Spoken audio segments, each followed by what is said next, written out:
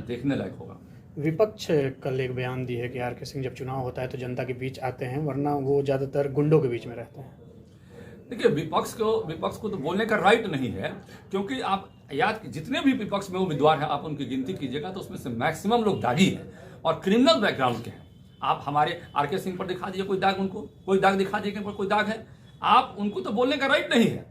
अरे जब विपक्ष की सरकार थी यहाँ बिहार में, एनडीए की सरकार थी, तो अपराधियों का तांडव होता था। दिन में अपराधी व्यवसायी को उठा कर ले जाते थे हमारे यहाँ, और प्रशासन मूक दर्शक रहती थी, प्रशासन कुछ नहीं कर पाती थी। आपको याद होगा कि आपको गया की घटना याद होगा, जब विपक्ष की हमारी सरकार थी एनडीए के पहले, एक जज का बच्चा का अपहरण कर लिया गया और बच्ची का अपहरण किया गया और उसमें कोई कार्रवाई नहीं हुआ, प्रशासन के द्वारा कोई कार्रवाई नहीं हुआ। उस दिन को लोगों ने देखा है, उस दिन को भी गया में लोगों ने देखा और पूरे बिहार के लोगों ने देखा है कि जज जो हम फैसला करते हैं, जुडिशरी के लोग सुरक्षित नहीं थे, उनके बच्चा और बच्ची सुरक्षित थे। 24 घंटा के बाद बरामद हुआ उनकी बच्ची, जो बरामद हो, किसी नाम नहीं लेना चाहेंगे, 24 घंटा के बाद उनकी बच्ची बरामद हुई थी। और ऐसे एक नहीं, अपहरण को उद्योग बना दिया उन्होंने, अब चंदा को उद्योग बना दिया उन्होंने। व्यवसायियों से चंदा 50 लाख लेते थे और कार्यक्रम में 2 लाख खर्च करते थे और 48 लाख रुपया वो लोग आपस में बांटते थे। उसको उद्योग के रूप में उन्होंने बनाया था। अपहरण कैसा था भाई, इसको 5 लाख में खरीद लो उठा के, इसको किडनैप करके, उसको 10 लाख में बेचो, उसको 1 करोड़ में बेचो, उस डॉक्टर को उठाओ 10 लाख में,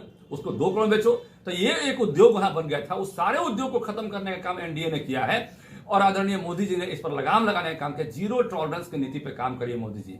और इस स्थिति में विपक्ष को तो बोलने का राइट नहीं है, क्योंकि जिस गठबंधन में वो है, और जो लोग भी ऐसा बोलते हैं वो निकल के उस गठबंधन से बाहर आए, निर्दलीय हैं और भाजपा के लोगों को पहले आप देखें कि कौन लोग हैं। जब विकास की बात करते हैं हम लोग और विकास की बात करते हैं तो कांग्रेस की बात आती है। कांग्रेस में कोई ऐसा मंत्री का नाम बताइए जिसमें दाग नहीं हो, और कोई भी भारतीय जनता पार्टी का कोई भी ऐसा मंत्री का नाम बताइए जिसमें दाग हो।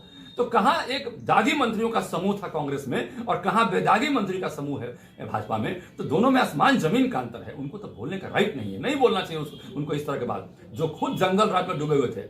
देखा नहीं, 17 महीने का सरकार का मौका मिला, पटना में अपराधियों ने 4 चक्का गाड़ी को घेर कर भूंस दिया।